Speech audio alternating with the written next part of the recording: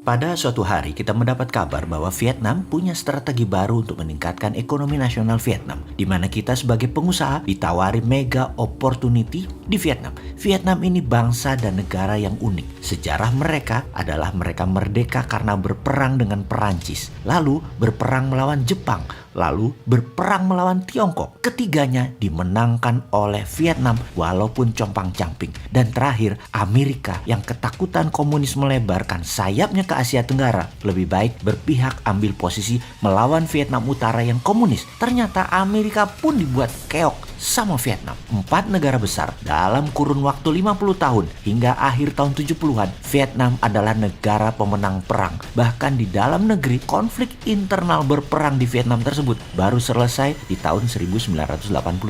Vietnam selama 50 tahun main digorong-gorong dan diakui militernya sangat canggih di dunia. Mereka lah jagonya perang gerilya di zaman modern dan mereka membuktikan dengan mengalahkan 4 negara besar, Perancis, Jepang, Tiongkok, dan Amerika di ranah Vietnam. Jadi, tidak ada bangsa dan negara secanggih Vietnam dalam mempertahankan negaranya. Sejak tahun 90-an, Vietnam membuka diri walau masih gamang. Jenderal-jenderal perang mereka sekarang pejabat penting di negara tersebut. Namun kebiasaan dalam militer sebenarnya mereka pengen dapat uangnya cepat. Bukan pebisnis beneran sebenarnya mereka itu. Korupsi, kolusi, nepotisme kuat sekali di pejabat teras, di pejabat atas. Kalau di pejabat bawahan disikat kalau ada yang melakukan KKN ini. Jadi kita bermain dalam tanda petik harus dengan pejabat teras militer senior di Vietnam. Itu syaratnya untuk masuk dan sukses di Vietnam. Jadi ketika ada undangan di mana kita memang mengincar lama, termasuk ketika pejabat tadi belum menjabat, kita sudah idekan dan strategikan kepada dia untuk kita ambil dan kelola tambang bauksit, bahan alumina dan aluminium. Ini memang maunya kita, namun lebih elegan kesannya Vietnam yang nawari, Vietnam yang butuh. Kita tidak sia-siakan peluang ini yang mengundang pejabat teras militer tertinggi lagi. Lalu sebagai seorang patriotik nasionalis NKRI dapat peluang begini, ya kita sikat dengan syarat modal kita balik cepet, teknologinya harus pakai teknologi Indonesia dan SDM-nya harus orang Indonesia, terutama di jabatan yang strategis. Jadi kita aturlah, kita beri syarat kepada pemimpin senior Vietnam tersebut. Apa yang kita atur pertama adalah tax holiday. Kita harus dapat tax holiday. Tanpa tax holiday bisa-bisa 15 tahun baru balik modal, sementara jabatan senior tadi belum tentu lama, ada batasnya. Jadi dengan adanya tax holiday bisa 5 tahun balik modal. Apalagi barangnya kita markup, 3 tahun operasi sudah harus balik. Jadi kapanpun hengkang sudah balik modal, sudah ambil puluhan triliun dana dari mereka. Sudah untung puluhan triliun kita. Lalu ada lagi syarat-syarat yang harus Vietnam setujui sebelum puluhan triliun kita dalam tanda petik akan kita gelontorkan. Karena kita akan membangun di daerah yang belum ada infrastrukturnya dengan syarat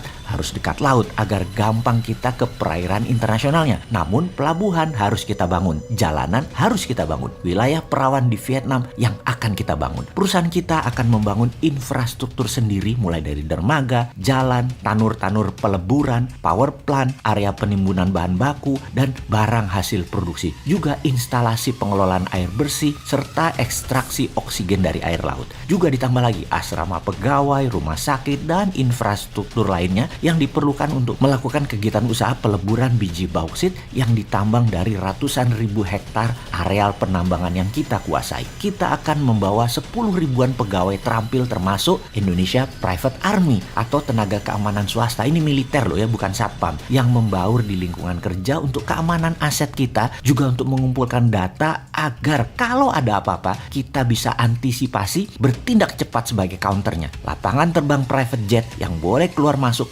juga kita bangun dan harus tersedia. Jadi walau private army tetap unsur intelijennya kuat. Dari sisi kepegawaian kita kasihlah 5% pegawai nanti orang Vietnam, terutama penduduk lokal dan terutama di urusan tambang dan urusan sosial lainnya. Jangan di smelter, jangan di teknologi kita, ntar pinter dia. Kita juga akan bangun power plant sendiri. Namun kalau ekses atau kelebihan daya, agar kita tidak rugi, PLN Vietnam harus ambil dengan kontrak jangka panjang di atas 15 tahun terhadap daya listrik tersebut. Harganya premium yang diambil oleh PLN Vietnam dari kita. Jadi kita lebihkan produksi daya powernya. Jadi dipakai nggak dipakai oleh PLN Vietnam, Vietnam harus tetap bayar kita. Modal bangun power plant 5 tahun harus balik dengan strategi PLN. PLN Vietnam membeli dari kita. Jadi kita pakai biaya listriknya untuk pabrik kita seakan-akan zero atau nggak bayar. Lalu ada syarat lain yang harus Vietnam setujui. Satu, corporate income tax. Ini harus sangat kecil atau nihil. Malahan kalau bisa kita bikin lebih bayar. Kenapa? Karena perusahaan kita harus mendapatkan fasilitas kemudahan penanaman modal termasuk investment allowance dan pembebasan pajak-pajak import. Sementara itu, credit withholding taxes justru harus refundable. Kita paksa refundable, harus dibalikin tuh dana. Nomor 2, payroll tax. Ini juga untuk pembayaran